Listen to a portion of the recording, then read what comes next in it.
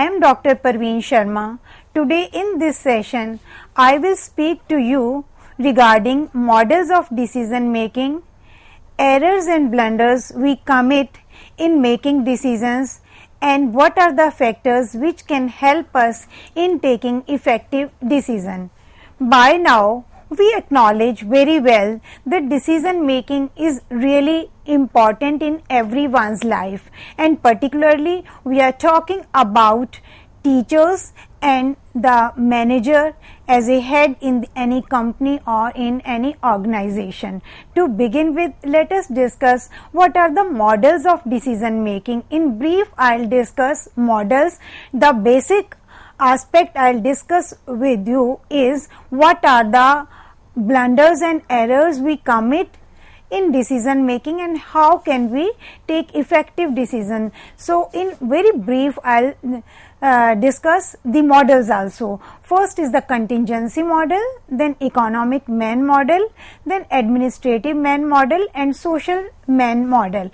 If we talk about contingency model, aided analytic, unaided analytic and no analytic, these three types of decision strategies are given by Beach and Mitchell. In aided analytic structured formula like checklist is used, you try to use the checklist and you confirm whether yes or no. Then in unaided analytic, alternative will be decided after thinking pros and cons, and in the third one, no analytic, the decision maker chooses by simple rule of thumb, better safe than sorry. And it is not easy to say which is better because it depends on the nature of task and choice of decision maker. But it is clear that everyone will prefer to choose the strategy which demands less time and effort. The more analytic a strategy, the more time and effort are required to use it. And if we talk about economic man model, here decision is taken on complete rationality, and various steps in economic man model are discover symptoms. Then after discovering the symptoms, we try to define problem. Then after defining the problem, we try to develop the criteria.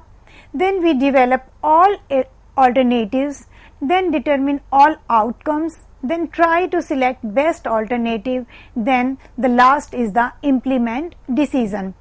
And the third model is the administrative man model, or we call it bounded rationality model. Though the best solution is required, but less has to be accepted sometime. Try to understand what I want to say is, of course we try to reach on the best solution, but sometime when we do not get much information, then what do?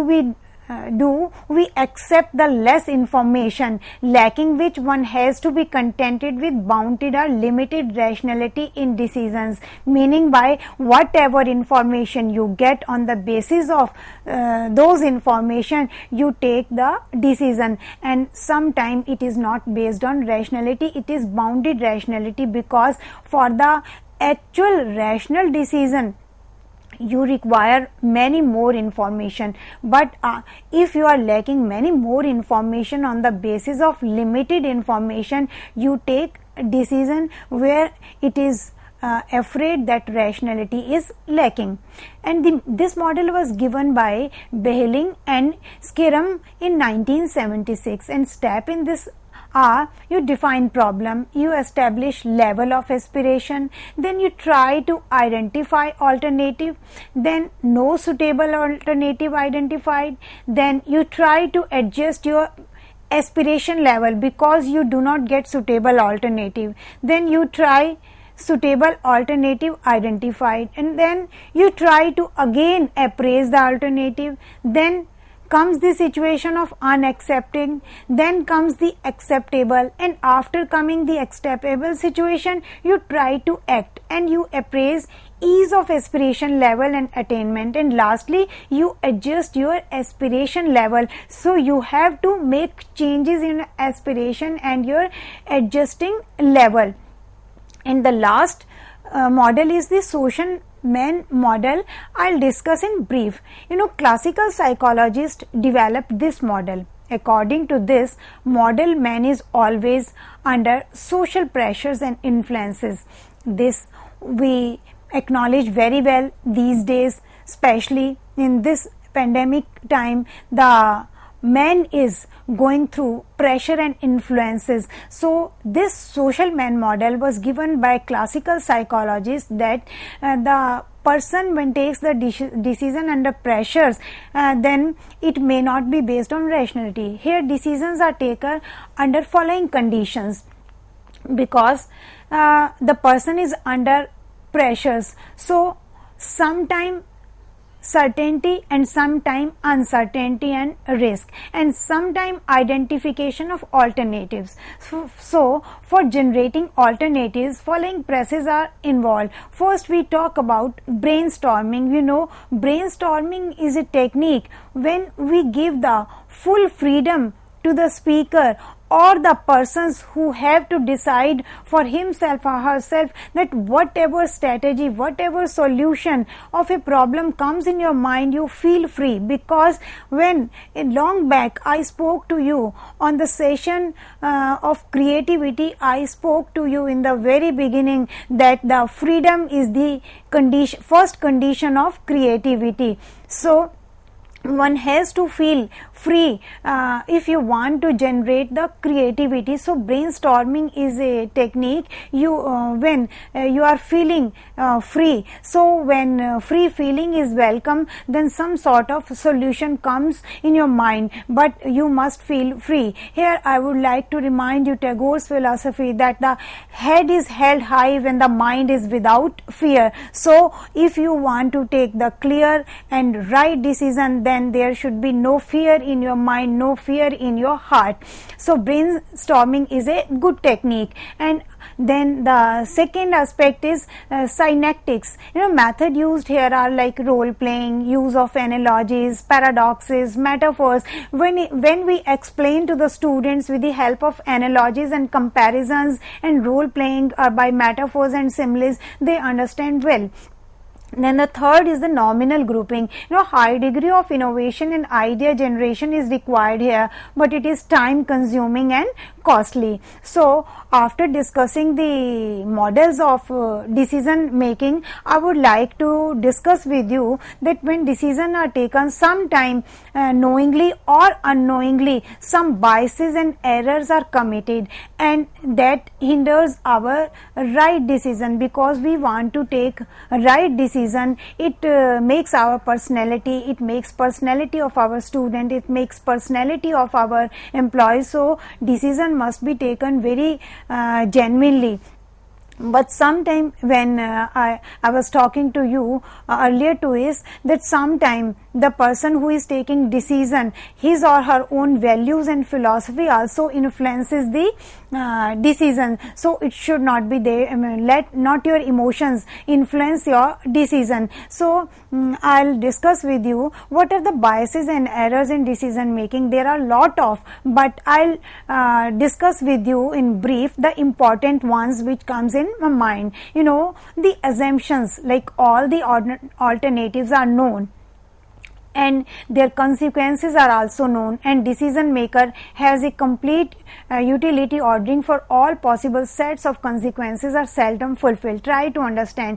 We take that this is an assumption that all the alternatives are known to me, and when the decision is taken, the person thinks that all the consequences are known to me. If I take this strategy, this will be the consequence. If I take that strategy, that will be the consequences. Whereas in actual what happens, I again remind you the poem, this happen in one's life. When you move on one path, you remind yourself the another path. Oh, if I have chosen that method, if I have chosen that career, I would have been better. So it happen in everyone's life. यानी कि हम एक रास्ता चुन लेते हैं, उस रास्ते पर जरा सी समस्या आती है तो हमें लगती है कि अगर हम दूसरा रास्ता चुन लेते तो शायद वहां ये समस्या नहीं आती. मनुष्य के जीवन में ऐसा ही कुछ चलता रहता है. So That is what I mean to say कि the person think that all the alternatives are known to me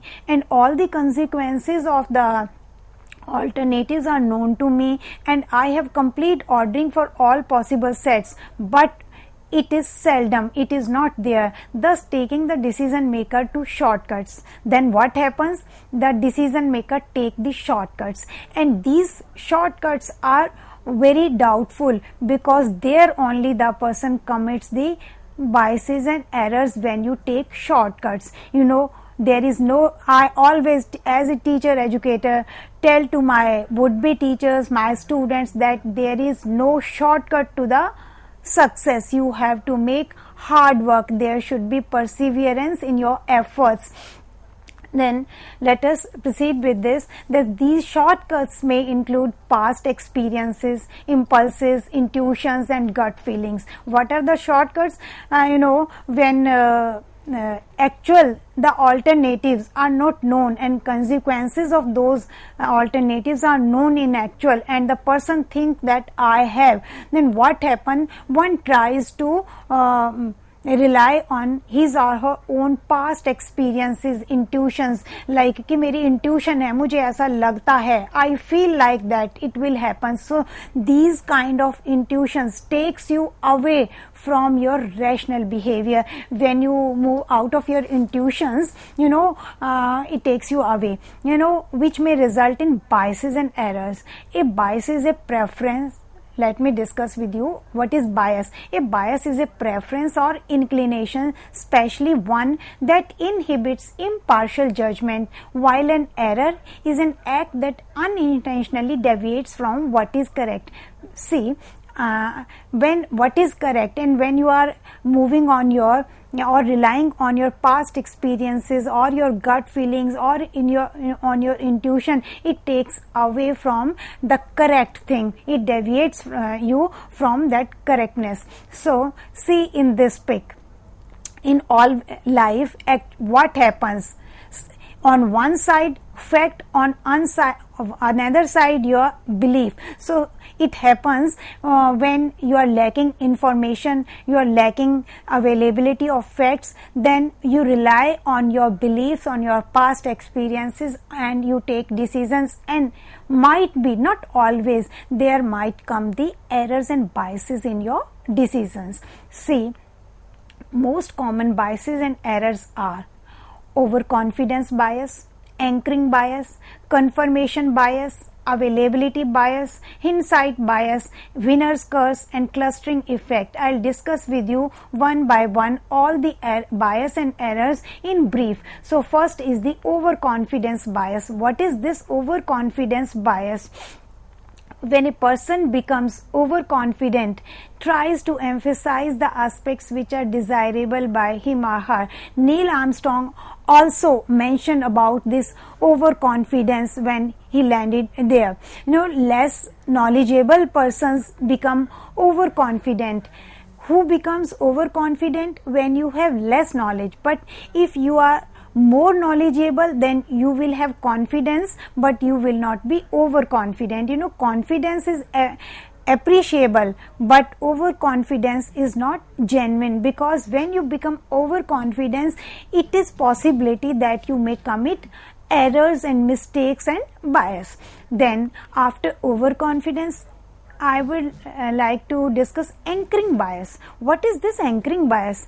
It occurs when we give disproportionate emphasis on first information and subsequent information are ignored. Sometimes we get first information in initial stages, which is not so much appropriate, and it is possible that in the coming time we get more subsequent information. But what happens in a making hurried decision? What we do not bother on the subsequent information, and we make our decision on the first information or initial information. So this is what we call disproportionate information, because here the subsequent information are ignored. So this is known as as anchoring bias. Then the third is the confirmation bias. What is this?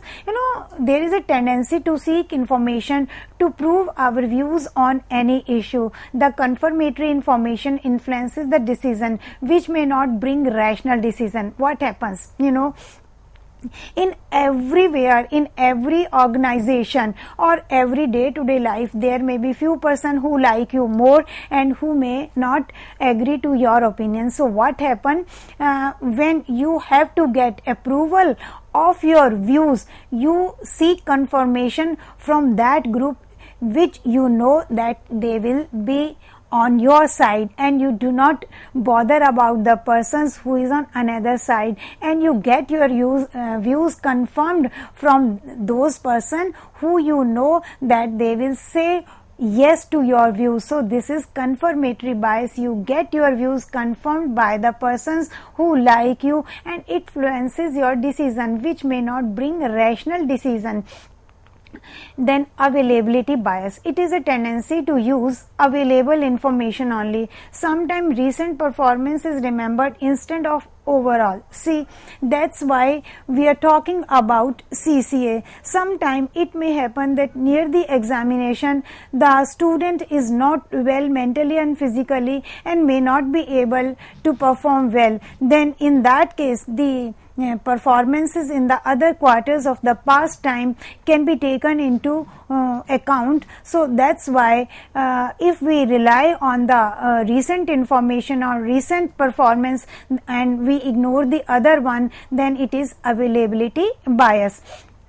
Then hindsight bias, tendency of observing past performance as a base. This leads to the decision maker to emphasize on predictive ability than she or he actually has. Suppose you assign someone and the past performance of that person is not good. You assign the job and you say as a head, रहने दो, तुमसे नहीं होगा, because in the past time also you could not do. So this is hindsight bias, because of course the person could not do well in the past, but this is not a prediction that in the present also when you assign some task to the person will not be able to do. So this is wrong to predict the ability of that person on the past performances. Maybe in the past time when the person could not do well, maybe the condition may vary. Now the conditions are different, and that time when the person could not do, the conditions were different.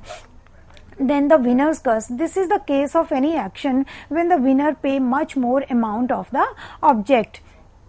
Then clustering effect. It is a case of superstitions or irrational deep-rooted belief. We have lot of irrational or the superstitious beliefs, like if you are going and cat crosses your path and someone sneezes when you are about to go, and someone calls you from the back, and sometime regarding the desserts, that this dessert suits me and this is unlucky dessert. So these kind of irrational superstitions we are having lot of, and so these kind of clustering effect, superstitions or irrational rooted belief influences your decision in a wrong manner. Then the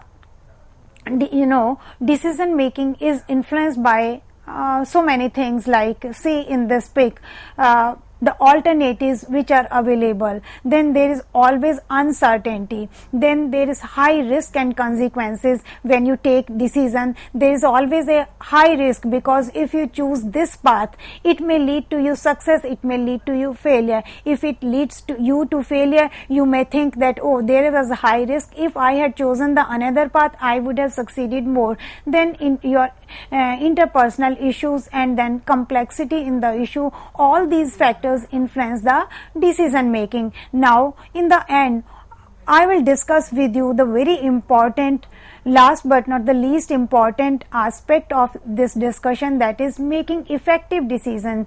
By now we have discussed the models of decision making, and I have discussed with you that due to which factors one may commit bias and errors in decision making. Now the question which comes to the forefront is how to make effective decisions. There is a long list of these concepts, but here to solve our purpose, the very important aspects which are helpful in taking effective decision, I'll discuss with you in brief. That is, clear interpretation, limiting factors, adequate information, attention to others' views, and timeliness. These are some points on which I would like to elaborate with you one by one. First is the clear interpretation. As a teacher or manager, you have to analyze the problem carefully. It is essential that problem should be identified and defined properly. It is essential for logical decision. Earlier to it, I had spoken to you in detail the class management and school management issues.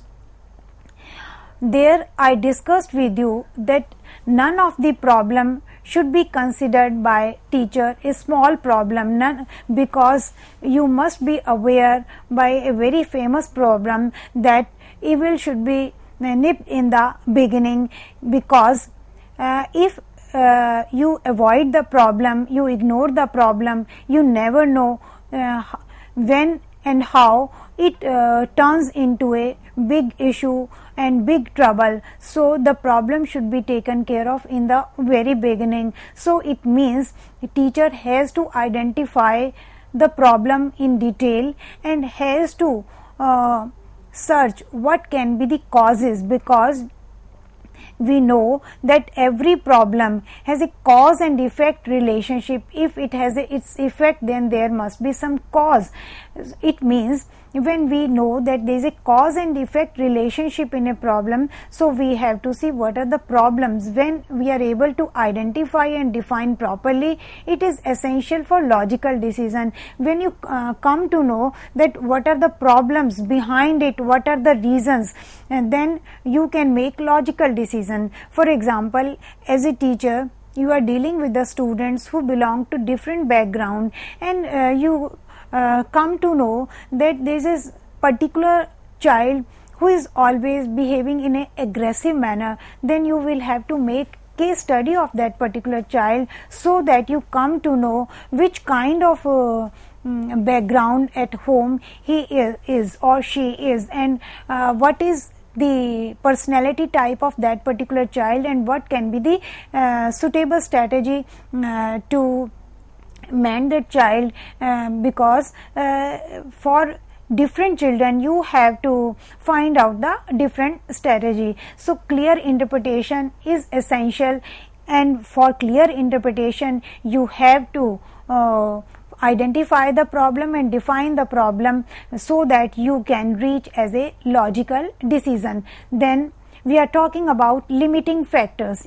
Factors which are limiting to attainment of desired objectives are helpful in better decision. For this, a teacher or manager has to analyze external situation.